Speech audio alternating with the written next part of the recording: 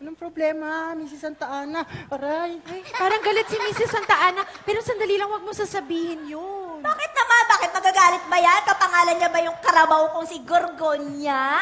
Hayaan mo na, anak. Halika. Malay mo naman, coincidence lang nakapangalan ko yung kalabaw na Gorgonya. Okay lang yon.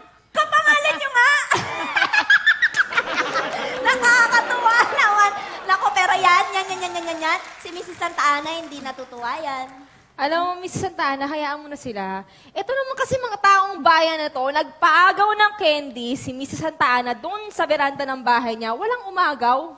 Kaya alam mo, nandun pa rin sa tapat ng gate yung mga candy. Eh, paano ba naman? Nagawa na ng mga bumbero magpaagaw ng candy na ginawa pa ni Miss Santa Ana. Ang ganda pala ng boses mo. Oo nga. Buti sana kung iba yung pinaagaw. Ang kunat naman.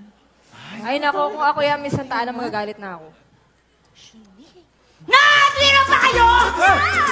Gusto niyo ibang best pumunta kayo doon sa tapat ng bahay, saluhin niyo yung hollow blocks na ipapaagaw ko!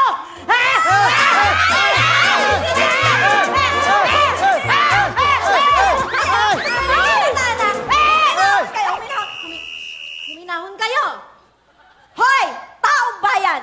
Kunin nyo yung mga candy, lagay nyo dito, tsaka kayo magkagulo. Pulutin nyo, dalihan nyo! Punta daw kayo! Dali! Oh, kita mo na, madam. Oo, eh. Ano nila yung ginawa nyo pagpapaagaw ng kinde? Kendi, saya-saya mo Pulutin ngayon, niyo daw. Hindi! Ikaw ah! Oh, may crush ka kay ano? Alright? Ano naman?